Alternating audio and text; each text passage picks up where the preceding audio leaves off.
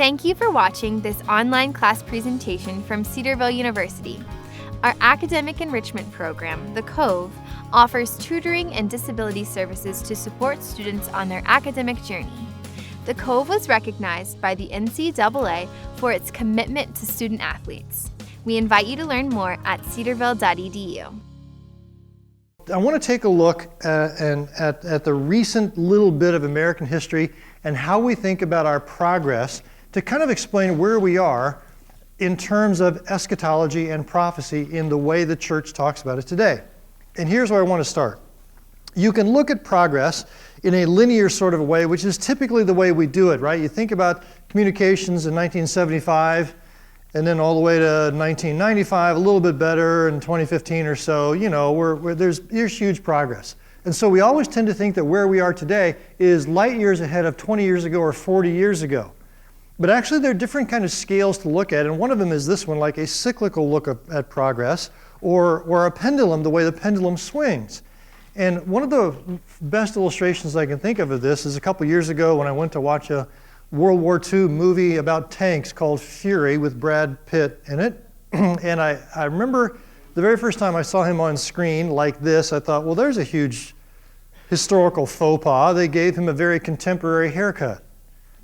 And then I realized, oh no, this is how they cut their hair in 1945 too, right? So that styles come in and go out and come back in. And I could talk to you about looking at a picture of me graduating from college and then seeing my father dressed, graduating from college, and being amazed at how the styles were the same. It hadn't stayed that way, but they went out and came back in, and just amazing, right? And so what I want to say is this, that when we take a look at the evangelical interest in prophecy, we are on a pendulum, I think. In 1975, there was a fever pitch, and in 2015, there's sort of apathy in the evangelical church about eschatology. And what I'm trying to say is, this is not progress over where we necessarily were, right? This is not normal where we are. So I want to try to explain some of that to you, just so you have a sense of understanding where we fit in history and understanding the times. And so the only time the church is in the middle is when the pendulum is swinging from side to side. And I think you can see the error in that. We don't want to be on an extreme. We want to be in the center where the scriptures are. So let me give you a little short history lesson, and I want you to notice this. You might say, do we really have to know this? And the answer is, I'd really like you to, because this kind of makes the difference between people who are just carried along with the times versus people who understand where we are. So in the history of interpretation about prophecy, these are some important dates, and we're going to go all the way back to 70 AD. 70 AD is important because Jerusalem is destroyed, and the Romans come in and destroy the temple flat, just like Nebuchadnezzar did many, many years before, because they're tired of the Jews revolting. And so it's a terrible decimation of the city, but it happens again in 135 BC. There's a guy named Bar Kokhba who pretends to be a Messiah. I don't know if he really thought he was or not, but he said that he was, and there were an awful lot of people who bought into it, and so he came and tried to be a political Messiah who gathered an army around him to kick the Romans out. In 135 AD, the Romans said, enough is enough is enough. We're tired of you Jews rebelling. It's taking way too many tax dollars to muster the army down here. So after we destroy Jerusalem this time, we're going to put an end to it, and we're kicking all the Jews out of Israel. So it's not legal for you to live there anymore, and that's the way it lasted for almost 2,000 years. So in the intervening time, there were an awful lot of theologians who would read their Bible with the history or with contemporary situation in mind, and they would say, look, it looks like God is done with the Jews. There's no future for the Jews. All of those prophecies about how God was going to be good to the Jewish people must have now been taken over by the church. It doesn't apply to Israel anymore because clearly God has forsaken them, right? Well, then we fast forward to 1948, and what happens here is the Jews are allowed back into the land. Israel becomes a nation again, and I think you can probably figure out why. Because of the Holocaust from 1939 to 1945, and in 1946 and 47, when the rest of the world got a peek into Hitler's ovens and realized, oh, that's what they did there? And there was this global outpouring of sympathy for Israel. And people said, oh man, we just feel so bad for them. Let's give them their land back once again. So in 1948, for the first time in 2,000 years, Israel is allowed to go back into the land. So it's a really amazing thing. People wondered if they were actually going to be able to keep it because they're struggling for, their own political independence. Other nations are fighting against them. But then it all comes to a head in 1967. In 1967, what happens is what we now call the Miracle Six-Day War. We call it that because of how quickly and how devastating the victory was and how lopsided it was and how unexpected it was. Because what happens in 1967 is that all the Arab countries that surround Israel, Jordan, Syria, Egypt, decide they're going to wipe Israel off the face of the map. So they all invade from various spots. And you can see here in the little map here that the solid gray is the only part that Israel actually controlled, just a little bit in the north, a little bit in the south, which is really kind of crummy territory. They don't control the West Bank or any of that sort of thing. And so what happens is all these nations invade, and what happens after that is Israel takes the Golan Heights, which is a really important strategic military spot. They take the West Bank and go right to the Western Wall, the Wailing Wall. They take the Sinai Peninsula, and their tanks are marching within 50 miles of Cairo after 6 days, and the UN steps in and says, well, we better have a timeout here because you're going to take over all your enemies. Now, this is in the context of when the world's biggest superpower, the United States, takes 11 years to come to a truce in Vietnam. I mean, we can't close out the war there in Vietnam in 11 years. And in 6 days, Israel beats back all of our enemies and just devastatingly, lopsidedly, convincingly wins. And if people hadn't stepped in, they would have taken over the control of their enemies. So everybody, not just believers, but unbelievers look at this and go, whoa, this is a God thing. What is going on here, right? So when this happens, it becomes very, very clear this attention is focused on the Middle East. And people are saying, wow, something really special is happening here. And of course, Christians come along, and a lot of Christians say, what's really going on here is God is clearly involved, and this is Deuteronomy 30. God has regathered the nation back to the land. God is on the move. Prophecy is about to be fulfilled, and Jesus could come back at any moment. Now, a book I clearly remember is this one called Late Great Planet Earth. And there were probably 50 or 100 of them like it that talked about the prophetic implications of what was going on and connections to Deuteronomy 30, et cetera, et cetera, et cetera. Probably doesn't mean too much to you, but the actual title here says, or subtitle, A Penetrating Look at Incredible Prophecies Involving This Generation, Over 5 Million Sold. Right? So this just became something that, again, believers and unbelievers all knew about and were talking about in the 60s and the 70s, right? Reaches this sort of fever pitch. So people are wondering, is Jesus coming back? Is he not? What's the state of Israel? How does this all, everybody's really looking at their Bibles closely, right? Then in 1988, there's this one very kind of minor event, but it's typical. A guy comes along, I don't even remember his name, but he writes this book which is called 88 Reasons Why Jesus is Coming Back in 1988. Now, obviously, spoiler alert, didn't happen, okay? We know that now. Now it's kind of a joke, right?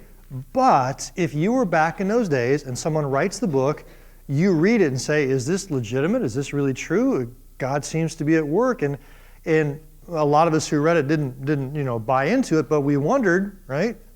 And so in 1988, when it comes, what's going on? Well, obviously it didn't come. So the next year, the guy writes a book, 89 Reasons Why. And again, people are saying, oh, come on. Now we're starting to look stupid, right? And so Jesus does not come back then or the next year, the next year, the next year. And all of a sudden, by the time 2015 comes along here, just choosing general dates, there's a real embarrassment in the evangelical world about people who were sort of prophetic nutcases, at least in that language, okay? So you have this big fever pitch in the 60s and 70s, which then bottoms out in this roller coaster embarrassment and apathy in the 2000s. So that where we are now is in a place where we hardly ever talk about prophecy and future things. Like in chapel messages, how many chapels have you heard about the book of Revelation? Right? Very, very few. So here's my point. What I want to do now is not be on either end there, but be in the middle and teach the whole counsel of God. So if we're really embarrassed about it, like many are in our day, we could just ignore these passages that deal with prophecy and say, well, it's kind of divisive or it's hard to understand, so let's just not even talk about it. I don't want to do that. I don't want to get, do the fever pitch thing. I don't want to do the apathy. I want to be right where the scriptures are and talk about them.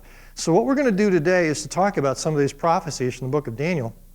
And I just want to say that many, many years ago when I first started teaching, this stuff was really easy. Now I find that you guys are not any less smart than people were 30 years ago, but you don't have the foundation because we've stopped talking about it. So the things that used to be easy, 30 or 40 years ago to teach, now it's like, whoa, fire hose is going to hit you right in the face. I apologize a little bit for that, but I'm just trying to make up for what our current Christian milieu has neglected to tell you. So let's dive in and talk about eschatology. What is it good for? And here is what I grew up thinking it was good for, making very cool and complex charts. So that little chart right there I had memorized, because in my youth group, that's what we taught on Sunday nights. My dad was a youth group leader, so I kind of had to know, kind of involved. It's better than just that, though. Is it good for making bad movies? Well, apparently so. I never went to see this movie in the theater. I don't know if it was how long I was there. But after a couple of years, I thought, I really should just check it out to see what it has to say. And so I looked at it on Netflix, and oh my goodness, 2 hours of my life I'll never get back. Horrible movie. Don't waste your time, right? The answer is no. It's better than that. It's good for this. It's good for encouraging believers that God will finally reclaim this hijacked world when it appears He has walked off the job. Now, that's not an everyday occurrence. There are a couple of special times in biblical history, especially two periods, when people do seriously wonder, has He walked off the job? Has God walked away? And you can probably figure out the first one because we've been talking about it, right? When the temple gets destroyed, and it sure looks like Yahweh is weak, in Daniel's day, God comes along with a whole lot of prophecy to say, you know what, there is a future, there's a timeline, and it may look like I've walked off the job, but I haven't. Here's the timeline that I've laid out, and we're going to see that one today. Another major period was probably 90 AD in John's day.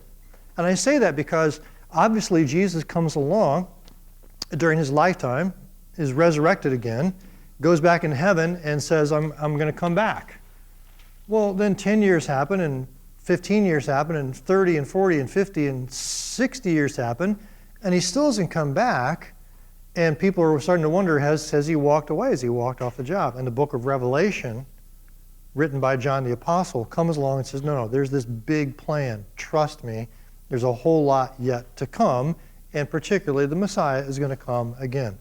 So the book of Daniel, the book of Revelation, really, really powerful books that work together to talk about eschatology. And so we're going to talk about Daniel today, which is the basis for a lot of what goes on in Revelation and in Jesus' ministry too.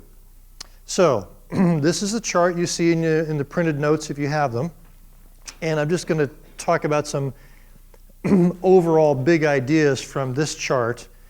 And notice that chapter 2 and chapter 7 and chapter 8 are all talking about the same thing. And basically what they're saying is this, that there's going to be a succession of kingdoms that rule over Israel, Babylon, Medo-Persia, Greece, and Rome, but eventually they will all succumb to God's kingdom. Now, in chapter 2, there is this statue that Nebuchadnezzar sees in his dream. We referenced it when we talked about Daniel the first time, but we didn't talk about the content. I want to talk about the content. The content is that this statue is made up of decreasing of metals that decrease in value. gold, silver, bronze, iron, and then feet of clay that are actually clay mixed with iron. And they represent these successive kingdoms that are more and more brittle, less and less powerful, as it were. But the upshot of this image in chapter 2 is this. At the very end of it, Daniel says, and king, what you saw was a stone cut out without hands. Now what that means is that God did this, no human did it, right? So there's this big rock that God makes, and it comes down and it hits this statue and just obliterates it into dust. And the message, of course, is that after all these successive kingdoms reign, then God's kingdom is going to come at some point and destroy them all. Right? Same thing happens in chapter 7. Very different figures, but it's the same message. There's a lion which is overcome by a bear, which is overcome by a leopard, which is overcome by this terrifying, frightening beast. But even that one is overcome by Messiah. Now, I want to spend a little bit of time talking to you about this terrifying, frightening beast and what happens in Daniel 7, because this is so foundational for understanding Jesus' ministry. And here's why. In Daniel chapter 7, after we see this terrifying beast come, that kind of rules the world, we see in heaven this scene of God the Father, here in Daniel 7, verse 9, called the Ancient of Days, God the Father sitting on a throne. And I'll just read the first verse or so. As I looked, thrones were placed, and the Ancient of Days took his seat. His clothing was white as snow, and the hair of his head like pure wool. So God the Father is in control on his throne. Then what happens next is this fascinating scene of someone called a Son of Man. So notice verse 13. I saw in the night visions, and behold, with the clouds of heaven there came one like a Son of Man, and he came to the Ancient of Days, and was presented before him, and to him was given dominion and glory and a kingdom that all peoples, nations, and languages should serve him.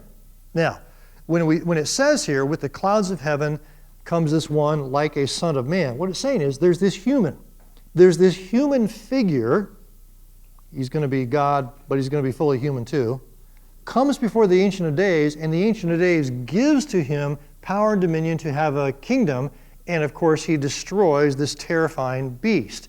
Now, this becomes important to us because this is a really powerful messianic passage. How do we know? Jesus said so. Right? He said so because the favorite term that Jesus used to refer to himself was Son of Man. And he's referring right back to this. He's talking about the one to whom the Father is going to grant the kingdom at some point in time. All right? Now, even further, I find it fascinating that in the very most critical hour of his life, I suppose, again, this would be on a Thursday night, right? Thursday night or Friday morning as he appears before the Sanhedrin. And the high priest is looking at him and says, would you just tell us, are you the Christ or are you not? And Jesus does not say, I am the Christ or I'm not. He says, well, I'll tell you what. You know, since you asked the question, I'll tell you who I am. He doesn't want to just say I'm the Christ because the Sanhedrin doesn't actually know who the Christ is. So what he says is, here's who I am. You will see the Son of Man coming on the clouds of heaven. And so he identifies himself as this Son of Man who's going to take the kingdom from the Father and establish it on the earth. And as soon as he says that, the high priest rips his clothes and says, that's it, blasphemy, right? This one has claimed to be God, claimed to be Messiah, let's crucify him, and they do. But I think it's just fascinating that this plays such an important role in Jesus' life, but not only there, because when you go to the book of Revelation, what you find in Revelation chapter 4 is the entire chapter is dedicated to a throne room scene where God sits on his throne. And take a wild guess what Revelation chapter 5 is dedicated to. Revelation chapter 5 is the expanded version of where the Son of Man comes up to him. And this is where that beautiful story is given in Revelation 5, where John looks around and he sees this scroll and he says, oh, is anyone worthy to break the seals and to open the scroll? I can't find anybody who is. And the angel says to him, no, wait, there's one who is worthy. There's the there's the Son of Man, there is the Lamb of God, and he is worthy to break the seals and to open the scroll, and the kingdom comes, right? And so what you have in Revelation 4 and 5 is just this big expansion built on the foundation of Daniel chapter 7 that then confirms and affirms all that Daniel was talking about, all right? So that's the kind of the end of Daniel chapter 7, and so my big picture for all of this is simply this one little slide, okay? The future is merely history to God. We look to the future, but it's like God looks to the past. He knows the future just as clearly as we can see the past. His promises will become reality in due time.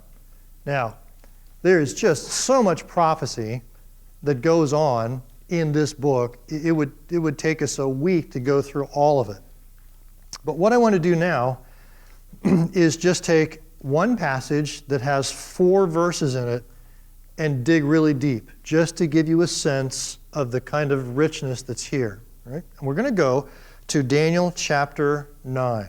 So hang on with me, and do not. If you're feeling tired right now, man, I get it. I was tired this morning. A couple of guys were talking in my office, and I think I went to sleep on them one time. I'm not sure. I'm there with you. But if you have to inject the caffeine intravenously, that's okay. Go do what you need to do. This stuff is important, and it's a little bit detailed, but it's going to fit together. So listen with me, okay? We're going to talk in Daniel chapter 9 about Daniel's 77s, and I do expect you to know this about 13 days from now or whenever that is. Daniel's 77s. If you are from a King James background, you might have heard of this as Daniel's 70 weeks, because the word for week is the word for 7, but actually I prefer to use 7s instead of weeks because it's a group of 7 years. So here's the way the passage goes. We're going to end up in verses 24 to 27, but this is the background to it. Daniel 9, and we've read this before actually in the book of Kings. In the first year of Darius, son of Xerxes, a Mede by descent, in the first year of his reign, and this is 536 BC. So this is that spot where Daniel is having his devotions out of the book of Jeremiah. Remember talking about that? He's having his devotions out of Jeremiah, so he says, I, Daniel, understood from the scriptures, according to the word of the Lord given to Jeremiah the prophet, Jeremiah chapter 25, we know is where he was, verse 10, that the desolation of Jerusalem would last for 70 years. So he's sitting over here in Babylon, and he says, oh my goodness, Jeremiah says this exile is only going to last for 70 years. He looks at his calendar and realizes, I've been gone for 70 years since I was first deported in 605, 536, 70. Now again, my response, not knowing Deuteronomy, or if I didn't know Deuteronomy, would be, well, then let's pack our bags and go. Daniel is much smarter. Daniel knows that no, if you want to get back to the land, what you've got to do first is make my day is what? You got to repent, right? So that's what he does. So I turned to the Lord God and pleaded with him in prayer and petition, in fasting and sackcloth and ashes. I prayed to the Lord my God and confessed, oh God, we did wrong, right? And he does that, of course, because Deuteronomy 30 says, if you get exiled and you repent fully, God will bring you back, have compassion on you, and he will change your hearts from the inside out. So Daniel is over here thinking, oh my goodness, this is so great. Deuteronomy 30 has come. God's going to bring us back to the land. Things are going to be great. He's going to change our hearts, and I can't wait, right? So what he does is exactly what he should do. He confesses his sin, and as soon as he finishes his confession, the angel comes to him and says, oh, Daniel, buddy, I have good news and bad news. And the good news is that everything you're hoping for is going to happen. The bad news is it's not as soon as you're expecting. So let me explain that to you. The immediate restoration to the land here in 536, after these 70 years of exile, is not the full restoration of Deuteronomy 30. It's not? When is it? Well, the angel goes on and says, look, the full Deuteronomy 30 restoration will not happen for at least 70 times 7 or 490 more years, right? So Daniel's saying, wait, the 70 years are over. And the angel says, well, sorry, it's actually 70 times 7. But within a time span of 490 years, it will all happen. Now, if you're doing the math, you're saying, wait, it didn't happen, did it? Well, stay with me. Let's take a look let's dig into these verses. So, is it going to happen in 536 or one of these? Does the return happen in 536? Answer, no. Is it 33 when Jesus comes? Maybe. Or is it in 2026? Maybe so. Now, you're probably wondering, where in the world do you get that number? Well, I'm about to give you 26 reasons why. Just kidding. I'll explain that. Hang on with me and you'll figure out why 2026 is there. But you can understand this is, again, the prophet's not getting time correct all the time, right? So Daniel comes along and the angel explains to him, here's what's going to happen. It's going to happen at some point, and here is the big picture. So I've got this little yellow lined chart in front of us. I'm going to put some place markers on here and some dates on here in a second. But verse 24 is kind of the introductory overview. And the angel says to him, 77s or 490 years are decreed for your people and your holy city to do 6 things. Notice them. You see them? To finish transgression. That'll be a good day when transgressions are done, don't you think? To put an end to sin. To atone for wickedness. To bring in everlasting righteousness. To seal up vision and prophecy. And I think that one simply means to quit talking about the future because the future will be here. Right? And to anoint the most holy. Now, when you look at those 6 things, Daniel's looking at them. Daniel's saying, yeah, that's what I'm talking about. I can't wait for that. The angel says, all those things are going to happen. Now, from where we're standing on the timeline, have any of those 6 things happened already? And actually, if you look at the list, there's probably at least one of those things that you can find. You see which one it is? Which one of those 6 things actually has happened? If you had to pick out one of the 6, we know that there's not an end to sin there, that we haven't finished transgression, but there is what? Yeah, the atone for wickedness, right? If you look at it, there was an atonement. There was the ultimate atonement in 33 AD. That part has happened. But as far as the other ones are concerned, those haven't happened yet and probably won't happen until, again, that curious number of 2026. So, if you want to know why this is the case, then listen to the explanation in verses 25 to 27. All right? So, 25 starts to fill in this timeline for us. Let's look at it. Know and understand this. Now, I find that fascinating, first of all. The angel says to Daniel, this is a command, you need to know this and you need to understand this, which tells me it's possible to do. So if someone comes along to you and says, oh, that prophecy, that's just divisive, you can't understand, it's too hard, forget it. The angel said to Daniel, you need to know this, you need to understand this, and so I kind of reflect the angel and say the same thing to you. You need to know and understand this. From the issuing of the decree to restore and rebuild Jerusalem, right? So the starting point on this timeline is right here in 445 BC, because we know that Artaxerxes gives a command to restore the building of the city in 445. So the starting point isn't actually even in Daniel's day, it's after Daniel's day, 445. So from the issuing of the decree to restore and rebuild Jerusalem until the anointed one, which is, the Hebrew word for Messiah, until the Messiah, the ruler, comes, there will be 7 sevens, so 7 sevens, 49 years, and 62 sevens, which is 434 years, until he comes. It will be rebuilt with streets and trench, but in times of trouble. So, you get the basic outline here? When that decree, and we know when it was in history, the decree goes forth to rebuild the temple, until Messiah comes, is going to be a total of 483 years. Now, it gets a little complicated here, but just make sure you're with me so far. It gets complicated because the number of days and years is not based on the number of days we would put in a year, 365 and a quarter, right? This is based on the Babylonian reckoning, 360 days. Now, I didn't figure this stuff out. There's a guy named Harold Hoehner, and his name is listed on page 2 of your notes. And there's a book that he wrote called The Chronological Aspects of the Life of Christ. Harold Hoehner is one of the brightest guys I've ever known. He was the head of the doctoral studies at Dallas Seminary when I was there. And he wrote this book where he put together this really careful chronology, taking into account leap years and leap centuries and all that stuff. And his point is this, that from that decree in 445 until the triumphal entry in Palm Sunday, it works out to the very day. Now you say, wait a minute, why the triumphal entry? Why not his birth? It's because the triumphal entry is the actual day of Jesus' presentation to the nation.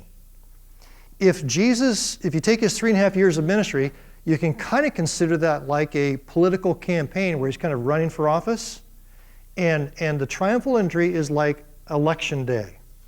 So when Jesus shows up on Palm Sunday and rides in on the donkey, just like Solomon, David's first son, had done before him, he's presenting himself as the actual real son of David.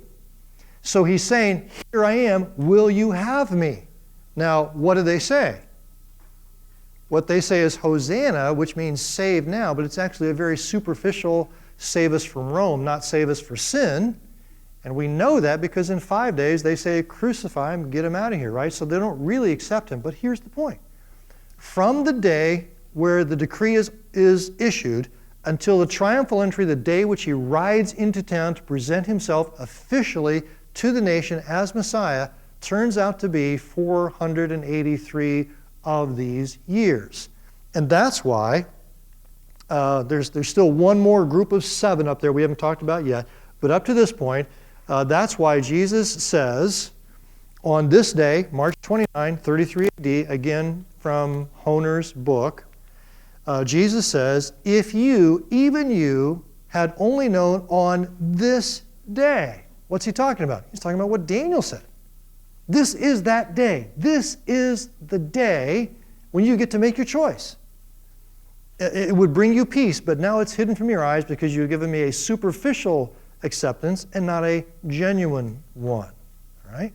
Now, if you don't believe me, you don't believe Harold Hoehner, then at least believe the comics because they say the same thing. Johnny Hart, the same guy who did our little snake crushing cartoon, remember? Writes this cartoon. He calls it The Prophecy Which Very Few Knew. He says, about 500 years before Jesus was born, make that 500 BC, an angel named Gabe told a prophet named Dan just how many days it would be. From the edict to rebuild Jerusalem till Messiah the King would ride through its gate, came out to a 173,880 day wait, right? I mean, just going back to the chronology perfectly to the day, as Jesus said. Generations of faithful descendants would cross off the days as the years dwindled down till the final day came, and as Dan had proclaimed, guess who rode into that town, referring to Palm Sunday, right?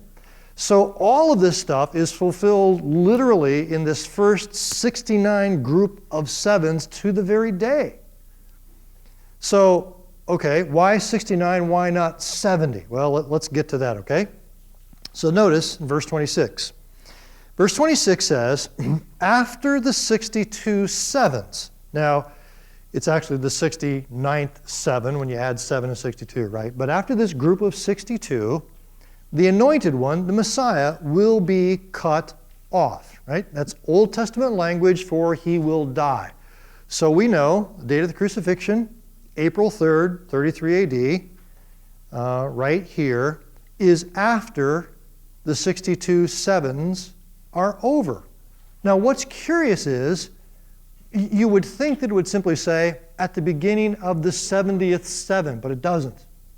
It says after the 62 as though there is sort of a gap. You with me? After the 62, the anointed will be cut off and have nothing. He expected to have the kingdom, but now he has nothing. And then watch what happens next. The people of the ruler who will come will destroy the city and the sanctuary. Now, the This is not really open to interpretation. When it says they will destroy the city and the sanctuary, it's talking about 70 AD when Jerusalem is destroyed. How do we know? Because it only happens one time. Right? This is it. This has got to be it. So again, you will notice that we are, 70 minus 33, we're 37 years away, and we still haven't gotten to that last group of 7 yet, which is kind of cut off by itself on the end. So after the 62, Messiah gets cut off, he gets killed, then the Romans come in and destroy Jerusalem. You with me here so far? Still good? Kind of? No? Okay. All right. Well, hang on. We'll wrap it up here.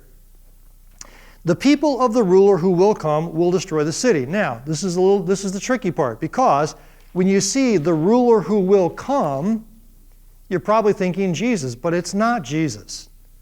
We know that because it's his people who destroy the city. Who destroys the city? Romans do. So this ruler who will come is not Jewish, but he is Roman. So if this ruler who's going to come is not Messiah, but he's a ruler, who is he? And again, if you know much about Revelation or Daniel, you can figure out who he is. You know who he is? He's the anti-ruler. He's the false ruler. He's the false Messiah. He is the one who comes against Messiah. So this ruler who will come, now he's not here yet, but his people, the Romans, destroyed the city in 70 AD, and he's going to come much later, the ruler who will come.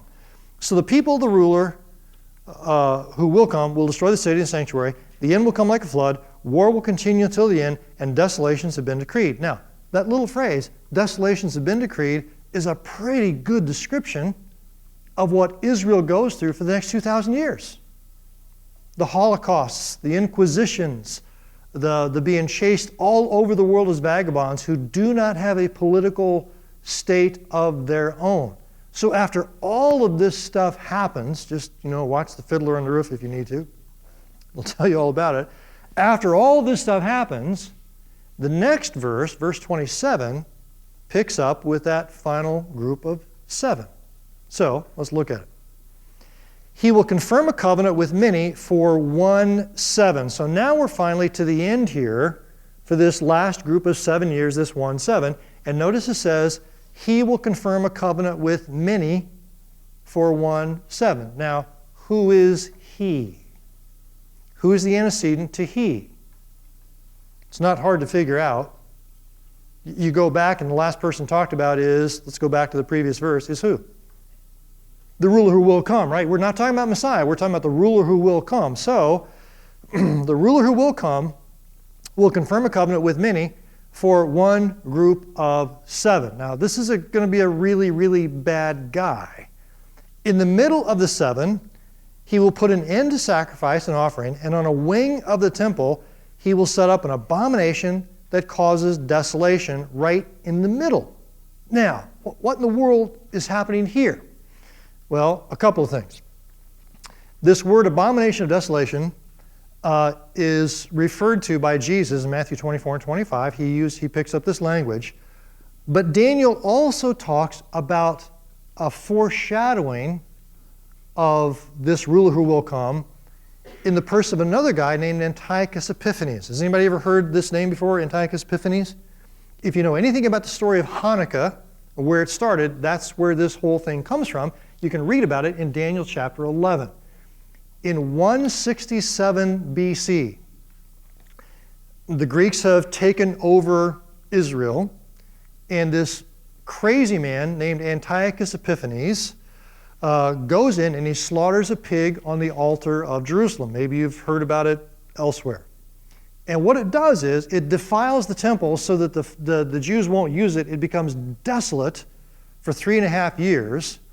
After 3.5 years, a group of Jewish people called Maccabees go in and reclaim the temple and re-cleanse it and get things started again, and they have enough oil to light the menorah lamp for 1 day, but miraculously, and it probably is true, the oil lasts for 8 days, thus the Festival of Lights, or Hanukkah is where it comes from, right? So Hanukkah memorializes the time when the Jews took over the temple and cleansed it again from what Antiochus Epiphanes had done when he offered an abomination of desolation, which prefigures exactly what this is going to be. So there's evidently going to be a temple which he goes into halfway through this 7-year period, 3.5 years, right, and claims to be God according to the book of Revelation. Now, let me back up just for a second.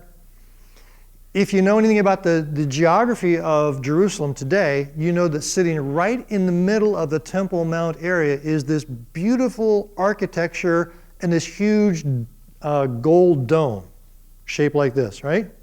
It's called the Dome of the Rock. It's the third most holy site in Islam. The next most holy site is just to the south of it. It's called the Al-Aqsa Mosque, and the first most holy site is over in Mecca. But this is the third most holy site. The reason why Muslims put it there is because that's exactly the spot where Solomon's and Zerubbabel's temple stood before them.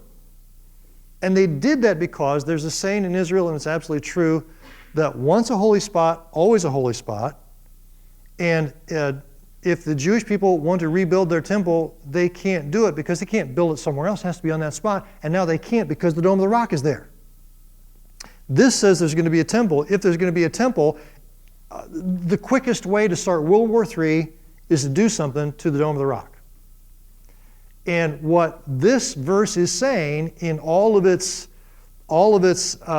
glory is that this guy, this ruler who will come, is going to have such persuasive powers, he'll be able to create a covenant of peace with many people and build a temple there. How is he going to do that? I have no idea, except that he's going to have incredible supernatural, and I don't mean positive supernatural like Balaam had, power to deceive and to do this and to put a temple there, and then he's going to go in and defile it.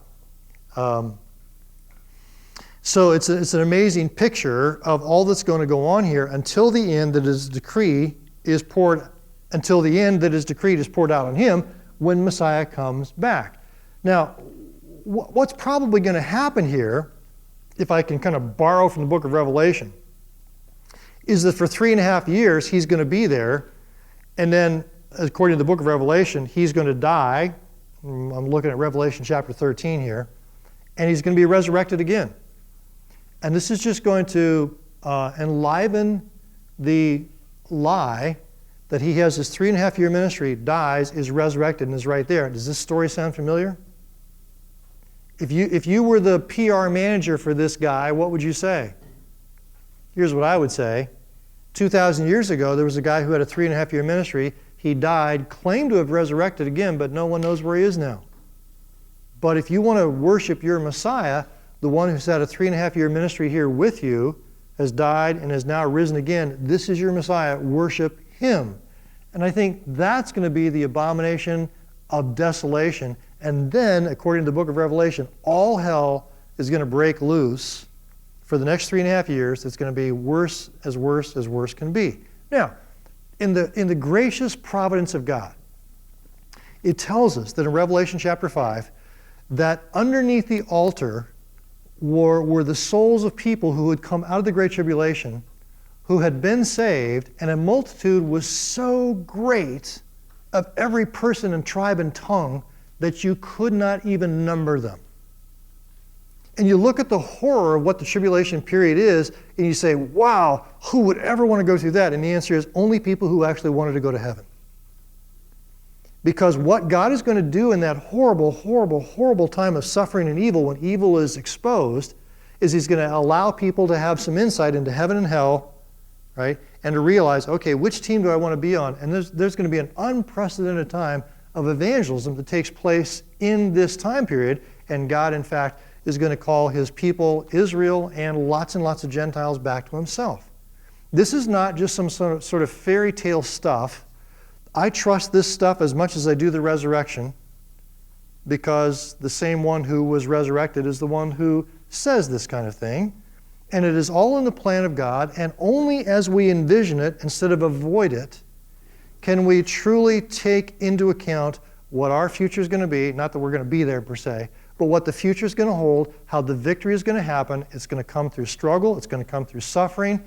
It's going to come through difficult times. but it's going to come even though it looks like God has walked off the job.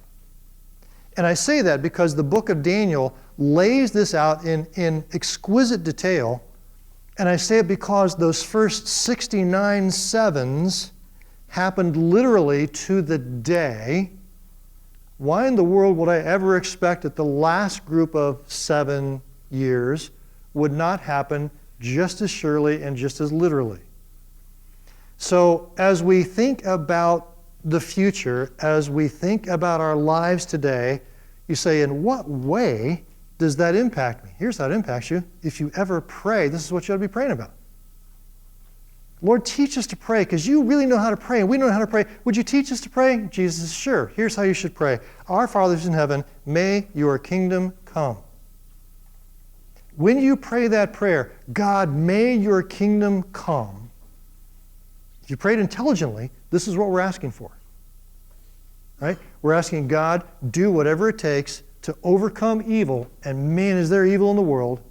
Do it by your power, do it by Jesus.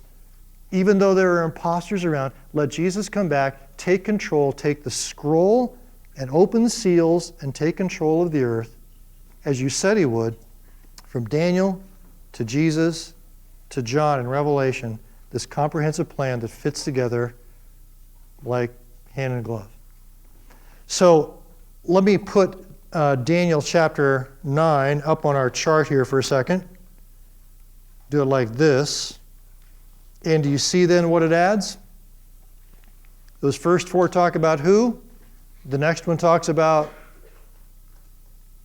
Micah chapter 5 talks about where? In Bethlehem. Daniel chapter 9 talks about when, right? At least when he's going to come the first time, and then promise he will come the second time as well. A really, really powerful promise. Now, again, those are just 4 verses where I wanted to kind of dive deep into so you could see. So let me do this with you in a 60 seconds here. If you feel like you've just been fire hosed, you probably have. Number 1, you have a video to watch. But number 2, it's really, really helpful to try not to forget about this, but to think through it, process it a little bit. Are there a few questions I can answer for you right now that might help make it click? You say, if I just could figure that out, it would make sense to me. Any questions? Yeah, Laura? Go back to the chart before this one? Yeah.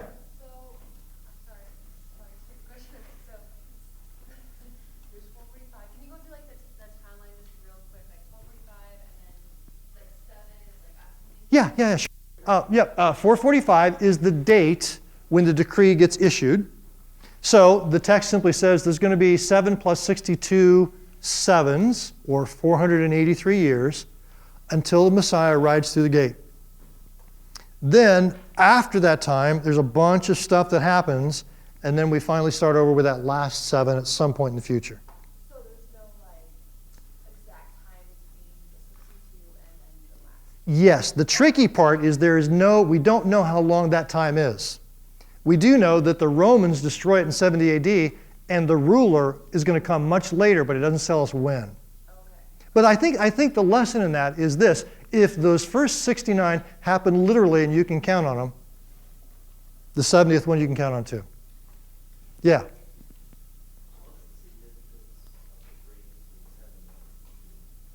What's the significance of the breaking between 7 and 62?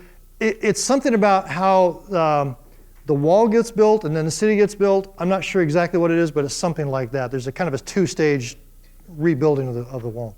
Yeah? Why is the gap there between the first 69 and the last 7? Why is the gap between here? Yeah, what part tells us that gap is from? Oh, the part that tells us the gap's supposed to be there is verse 26, when it says, after the 62, number 1, Messiah is cut off, and number 2, the city is destroyed. And so those things take take 33 years, so you know that last 7 hasn't started yet. Yeah.